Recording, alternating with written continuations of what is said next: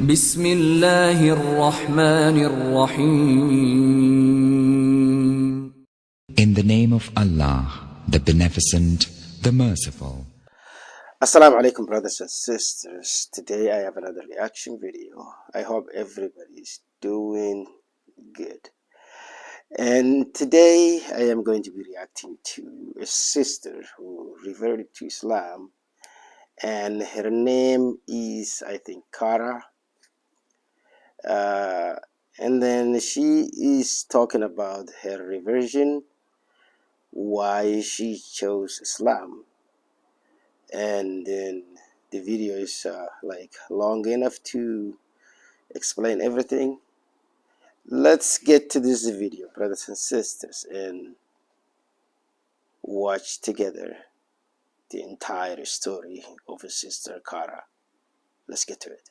Hello everyone, Salaam Alaikum, my name is Cara and today I'm going to be telling you why I reverted to Islam. Also, no hating on my hijab, yeah, this is the first time I've ever wore it in my life, okay? Give me a break, no haram please, yeah, okay, please. Okay, so yeah, obviously you know I'm not a full-time hijabi, I just thought it was fitting for the occasion and I do really love wearing it, okay?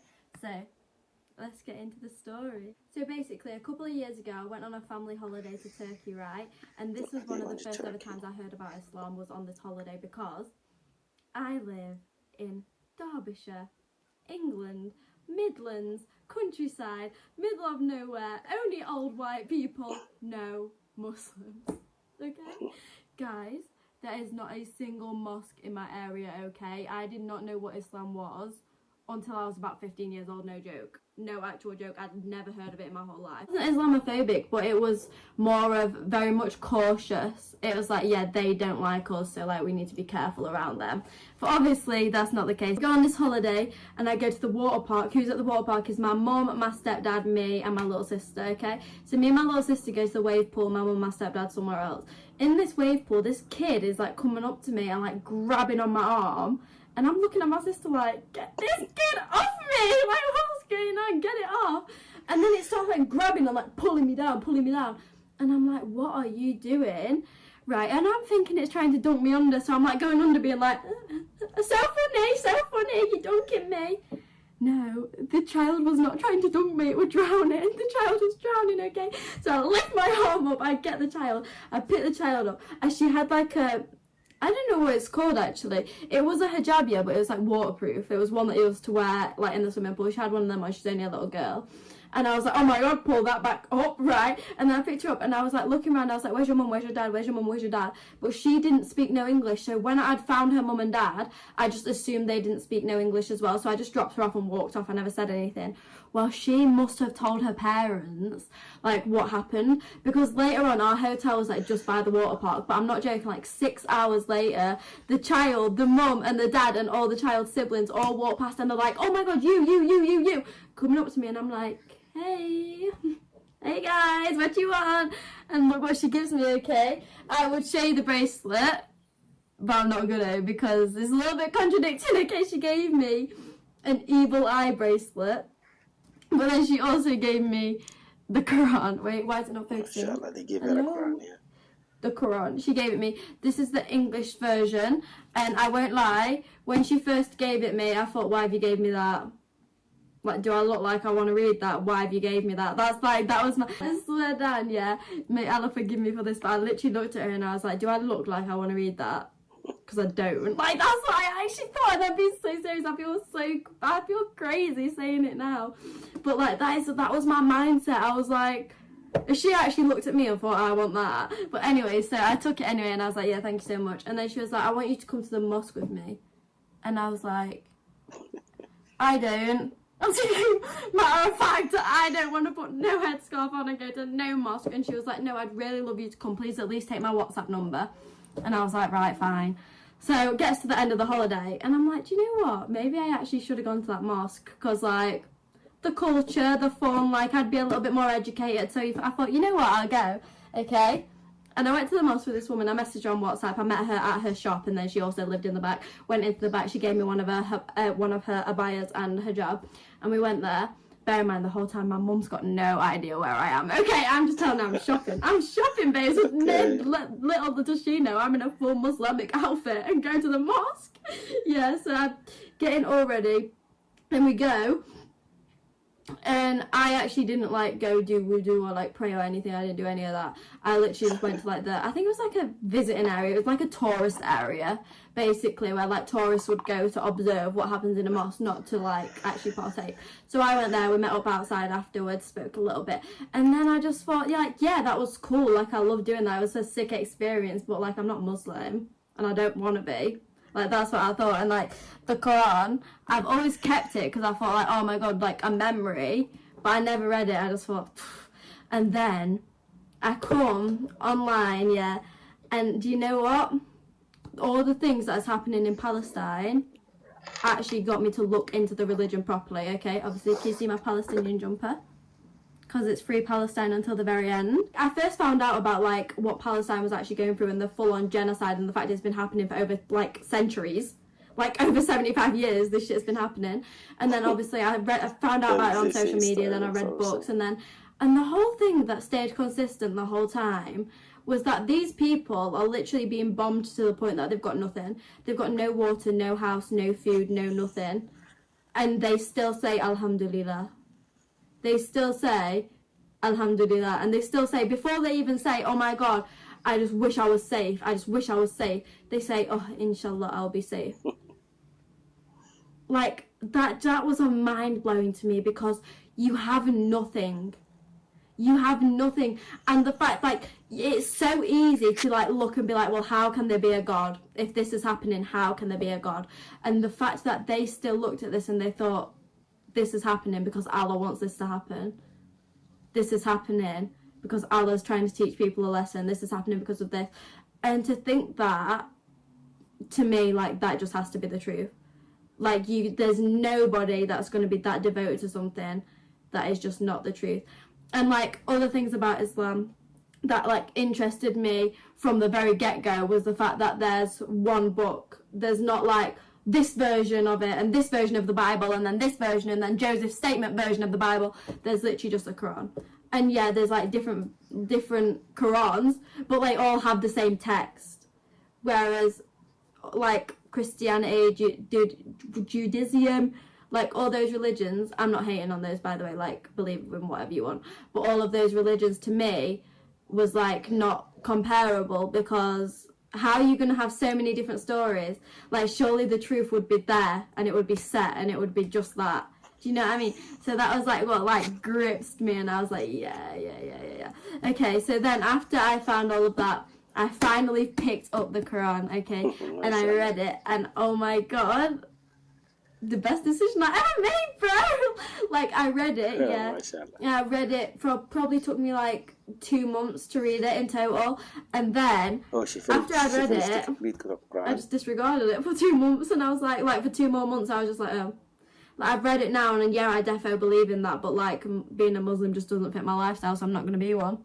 And that was my genuine mindset. My genuine mindset was, I know that that's the truth, but like, I don't think Muslims will like me, because obviously I have tattoos, I used to drink, I used to eat pork, I used to do all this, and I know we shouldn't expose our sins as traffickers. I don't know how you say that word yet. I need to stop attempting to say, because I don't know how you say that word yet, but what is it, like, may Allah forgive me.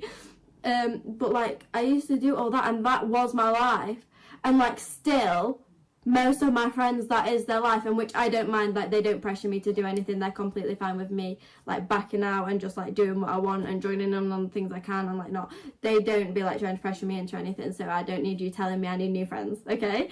Like, my friends are great, they're very supportive. But like, I just thought, like, even now, I thought, like, what will my dad's reaction be? But my dad doesn't even know now. And, like, when he does know, is it going to be that deep?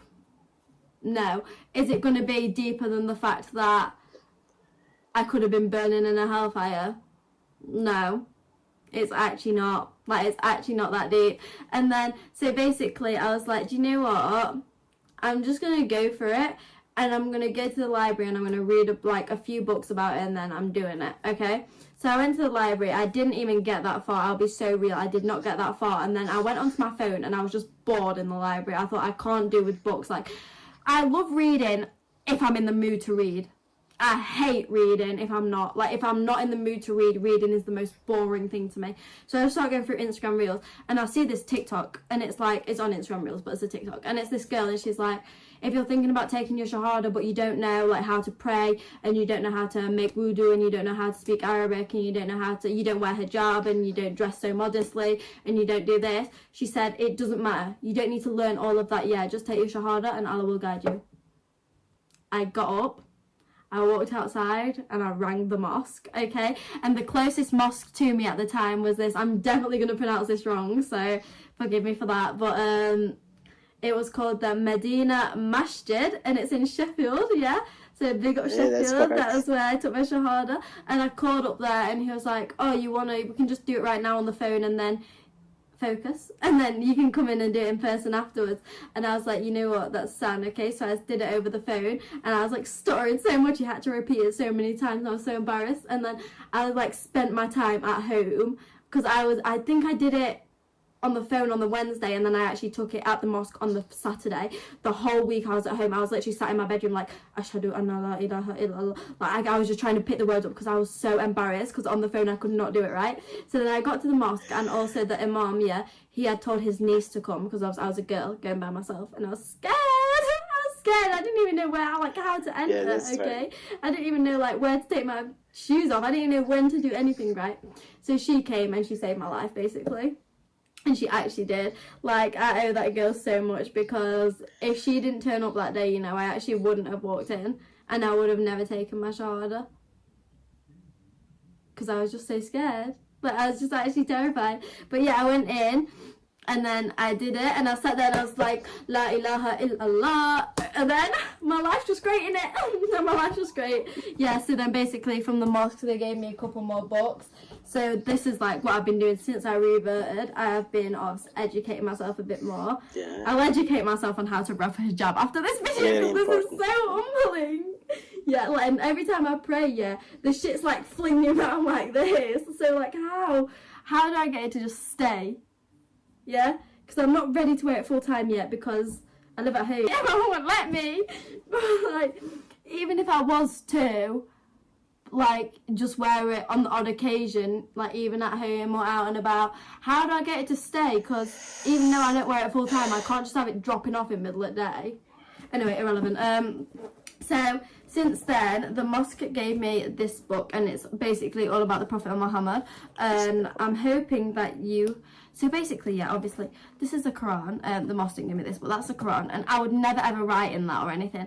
But these are just like Islamic books, and whenever I'm reading them, I always I always make notes and stuff. And I'm just wondering, do you think that's okay? Like, do you think it's okay that I write in these books, even though they're like Islamic learning books? I don't think it's. So I'd never write in the Quran, but like, is that okay if I write in these? So that's the first book the mosque gave me. And then this is the second one, the Loving Rasulullah. And then there is the Light of Sight. Very cute. This is what my favourite person in that whole entire world got for me. There's actually another one of these little books, but it's up there in that box, and like, it's in there for a reason, so I'm not getting it out. Okay. So she got me another book as well. But this is a book that says I Am There. This is my favourite. It has like dua, and it has hadith, and it has just like everything's in this book. Okay, it's just such a perfect little book. My Quran, she got me this as well, and I am so thankful for everyone that's helped me on my journey. And yeah, that's it. Okay, and if you're watching this and you're not Muslim, I won't push it on you or anything, because I know you guys hate that. I hated that as well, don't worry, I hated that shit, so I won't do it. But just take a look at it, okay, because it actually did change my life for the better. What the fuck? Brothers and sisters, the video is ended. Sister Cara explained a lot in her video.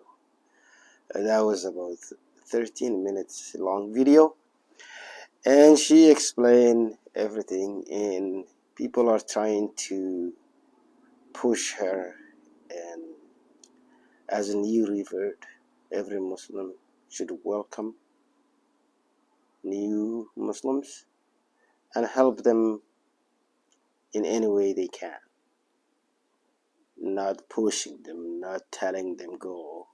You can give them a good suggestion how to be a good Muslim and what to do on your journey, but not pushing them, not telling them like a regular Muslim, because a born Muslim knows this unless he purposely not doing it, not wearing it, not properly wearing it, not properly following Islam. So yeah, the sister, she doesn't like when people tell her, like pushing her. Also, I wanted to read what she said in the description. Give a sec. Yeah, she says, I am Cara, I'm 19. So she's only 19 years old. And also she says, my video is not haram. And I don't see anything haram in your video, sister. I hope I carried all the information, but I will put it in the below description video and you guys will read the details of the sister. And yeah, the video is ended, brothers and sisters. May Allah keep her on a straight path and make her a stronger Muslimah. Ameen. So yeah, brothers and sisters, video is getting too long, so I have to end this video right here, and I will see you in the next video. Assalamu alaikum wa rahmatullahi ta'ala wa barakatuh.